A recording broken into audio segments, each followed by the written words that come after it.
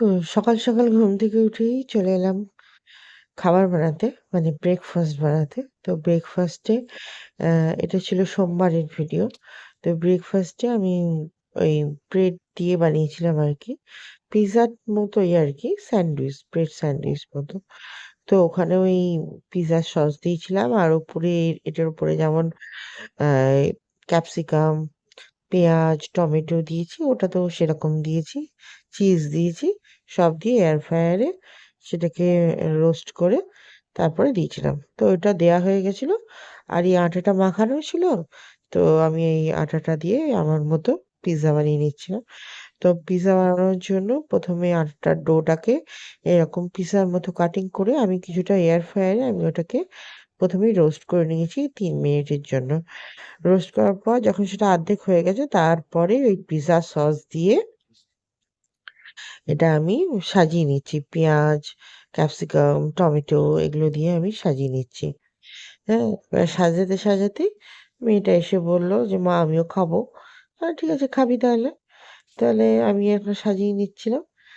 তারপরে এটাকে আবার এয়ার ফ্রায়ারে দিয়ে দিই। আর ৩ থেকে ৪ মিনিট মতো হতে দিই। তাহলেই হয়ে যাবে। আর চিজ ছিল, চিজ নতুন একটা প্যাকেট এনেছিল। তো চিজটা উপর থেকে দিয়ে দিই।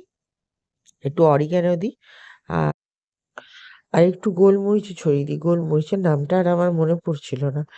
তো যাই হোক অনেক কষ্টে মনে করলাম গোলমরিচ না কালো জিরে, গোলমরিচ না কালো জিরে, তারপর না গোলমরিচ। ঠিক আছে গোলমরিচ দিয়েছি। হ্যাঁ, ওপর থেকে কিছুটা সবাই দেয় না, আমি দিলাম ঘরে বানাচ্ছি বলে। তো গোলমরিচ দিলাম খেতে ভালো লাগবে বলে। তো সত্যি বলছি খুব ভালো হয়েছিল খেতে। হ্যাঁ? আর এরমভাবে বানানো যায়, খুব ভালো লাগে। মাঝে তো আমি পিজ্জা এরকম বানিয়ে খাই। তো যাই হোক আমার মোটামুটি সাজানো হয়ে গেছে। এবার এর উপরে চিজটা দিয়ে দেবো। চিজ আর্ধেকটা ছিল, মানে মেয়েটাকে আর্ধেকটা চিজ দিয়েছিলাম এই স্লাইসগুলো। আর আর্ধেকটা ছিল আর আরেকটা গোটা চিজ এর উপরে দিয়েছিলাম। তো এই হচ্ছে আমার ব্রেকফাস্ট। এটাতেই আপাতত পেটটা আমার ভর্তি হয়ে যাবে। কিন্তু তারপরে আবার আমার দুপুরে রান্না করা আছে। অলরেডি তখন 10:30 11টা বাজতে যাচ্ছে। তো সেদিনকে আমার রান্না করতে প্রায় 3টে বেজে গেছিলো। ঠিক আছে? আমি 3টের সময় খেতে বসেছি। তো বেজে গেছিলো। তো এইটাই হতে মানে পেটটা আমার অনেকখানি ভর্তি ছিল। তারপর ধীরে সুস্থে রান্না করছিলাম এই আরকি। যবে থেকে এই এয়ার ফ্রায়ারটা কিনেছি, তবে থেকে এই পিজ্জা বলুন বা এই প্যাটিস টাইপের জিনিস বলুন, আমি মাঝেই বানাই আর খেতেও বেশ ভালো লাগে। একবার বানিয়েছিলাম চিকেন দিয়ে চিকেন বান। হ্যাঁ? ভেতরে চিকেনের পুর ভরে দোকানে যেমন বানটাকে রোল করে দেয়, সেইরকম রোল ভেতরে পুর ভরা। বেশ সস দিয়ে হেভি হয়েছিল কিন্তু একদম দোকান ফেল। হ্যাঁ, খুবই সুন্দর হয়েছিল।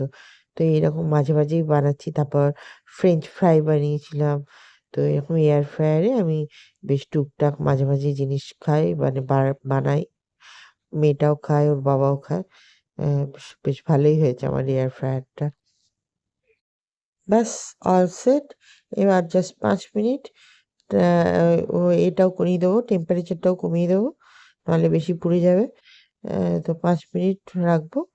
ব্যাস রাখলেই আমার পিজ্জা ডান। এই যে এখানে আমার মেয়ে ব্রেড পিজ্জার মতো যেটা বানিয়ে দিয়েছিলাম সেটা খাচ্ছিল। তারপর আবার আমাকে বলে এসছে, "আমাকে আবার পিজ্জা দিও কিন্তু।" হ্যাঁ, নিয়ে আমি আবার বানানোর পরে এই আপনাদেরকেই দেখাবো বলে একটু সাজিয়ে গুছিয়ে আবার রাখলাম। যাতে একটু দেখতে ভালো লাগে আরকি। যাতে আপনারা একটু প্রশংসা করেন। যাতে একটু বলেন, "খুব ভালো হয়েছে, খুব ভালো হয়েছে।"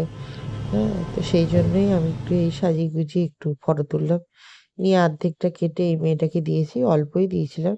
তো অলরেডি তো পাউরুটি খেয়েছিল। তারপরে আবার এইটা দিয়ে ওর খুব চাপ হয়ে গেছে। কিন্তু তাও ছাড়েনি। নিয়ে শেষে আমি আবার একটু করে খাইয়ে দিলাম। আর আমি তো বাকি অর্ধেকটা খেলাম। আমার তো খুবই ভাল লাগলো। মাঝেই এরকম করে বানাই। ফ্রেঞ্চ ফ্রাইজও বানাই। এরপরে কোনোদিন ফ্রেঞ্চ ফ্রাইজ বানালে আপনাদেরকে দেখাবো। খুবই ইজি, কিছুই করতে হয় না। তারপর যাই হোক পিৎজা ব্রেকফাস্ট করে এবার চলে এলাম দুপুরের রান্নাতে। তো দুপুরে আজকে অনেক দিন পরে খাসির মাংস আনা হয়েছে। ওর বাবা মোটামুটি 500-600 মতো, 550 হবে হয়তো, খাসির মাংস নিয়ে এসেছে। তো সেটাই রেডি করছিলাম। তো তখন মোটামুটি 12টা বেজে গেছে। বললাম না, আমার খেতে আমার 3টে বেজে গেছিলো। তো হেলে দুলে আমি এই খাসির মাংস রান্না করছিলাম। তো এই মাংসটা মাখিয়ে নিচ্ছি, প্রথমে ম্যারিনেট করে রেখে দেবো। তো পেঁয়াজটা ভাজতে ভাজতে এটা মোটামুটি আধ ঘন্টা রাখা হয়ে যাবে। তো এই মশলাগুলো দিলাম, দই দিলাম, জিরে ধনে গুঁড়ো দিলাম, সেটা ঘরে বানানো, একটু তেল দিলাম, হলুদ দিলাম, কাশ্মীরি লাল মির্চ দিলাম, একটু মিট মশলা ছিল সেটা দিলাম। আদা রসুনটা দিইনি, ওটা ওই পেঁয়াজ ভাজার সময় ওই তখনই দিয়ে দেবো আর কি। আর একটু নুন দিলাম, সামান্যই দিয়েছি নুন। নুন দিয়ে ভালো করে তারপর মাখিয়ে টাখিয়ে নিলাম। যত ভালো আর কি যত মোলায়েম করে মাখতে পারবো তত ভালো। এই মাংস টাংস রান্না হচ্ছে, একটু যত্ন করে রাঁধতে হয়, তাহলে কিন্তু খেতে খুব ভালো হয়। তো সেদিনকে মাংসটা কিন্তু সত্যি খুব ভালো হয়েছিল খেতে। তো এরকম সব দিয়ে দিয়েছি, এবার জাস্ট মেখে নেবো।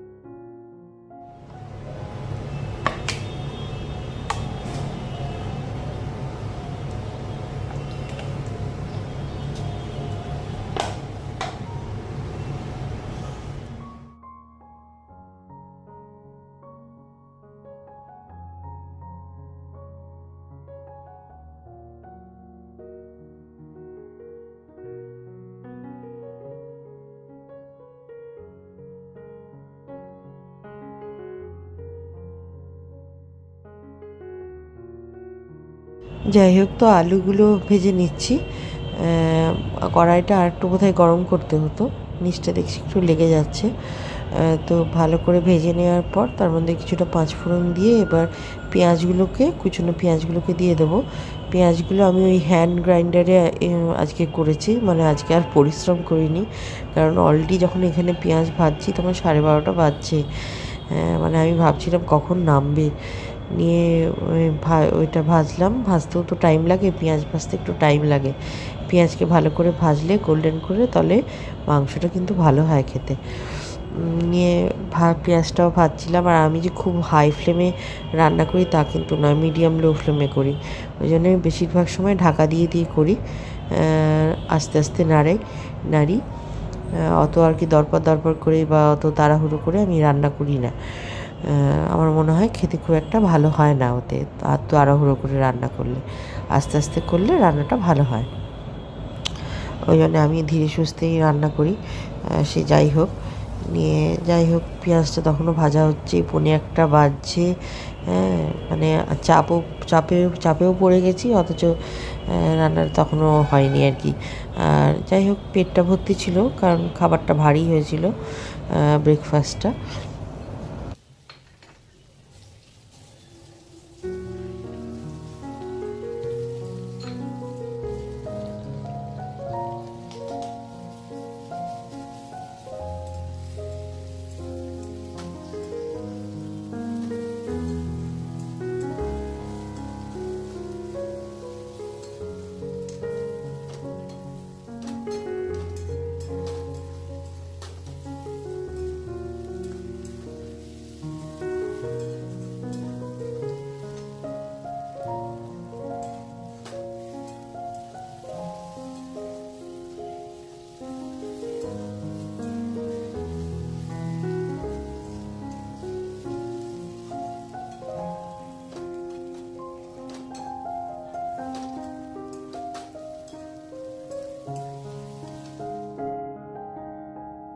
এখানেই দেখুন পেঁয়াজটা কিন্তু ভালো মতো ভাজা হয়ে গেছে এবং ভাজার পর অনেকটা কমে এসছে এবং তেলও ছেড়ে দিয়েছে। এই অবস্থাতে আমি টমেটো দিলাম আর মাংসটা ম্যারিনেট করে রেখেছিলাম দিয়ে দিলাম। তো মাংসটা যতক্ষণ ম্যারিনেট হওয়া ছিল আমি তো ভেবেছিলাম আধ ঘন্টা রাখতে পারবো, মোটামুটি 1 ঘন্টা রাখতে পেরেছি মাংসটা। তো মাংসটা 1 ঘন্টা রাখতে পেরেছি মানে সেটাও একটু ভালো হলো। কিন্তু এই হলো আর কি, আর কি মাংসটা সেদ্ধ হয়ে মানে কমপ্লিট হতে হতে 3টে বেজে গেছিলো। তারপরে খেতে বসেছি। তো এবার মাংসটা এবার এই পেঁয়াজের মধ্যে ভালো করে কষিয়ে নেবো।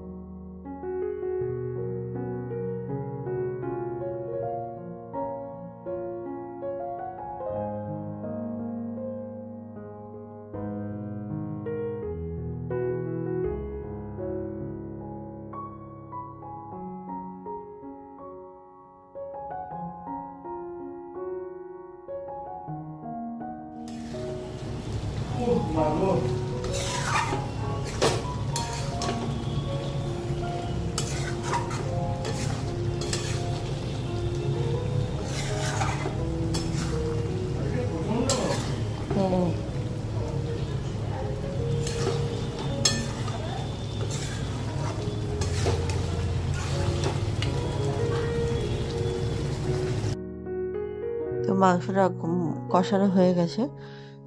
তো এই এখন আর কি একটু গরম মশলা আর ঘি দিয়ে দেবো, নিয়ে আরেকটু নাড়বো।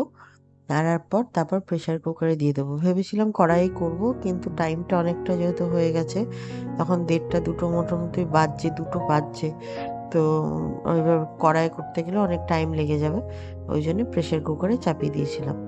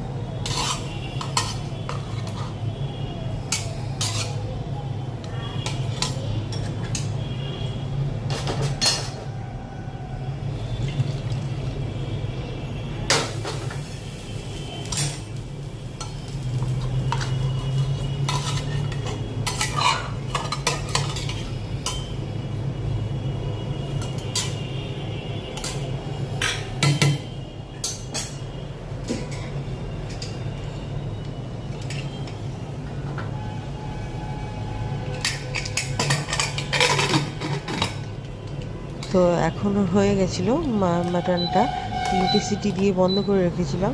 তো দেখছিলাম যে হয়েছেই নাকি, তো তখন দেখলাম তখনও একটু শক্ত শক্ত রয়েছে, খাওয়া যাবে না। ওই জন্য আরও আরেকবার 3টে সিটি দিলাম।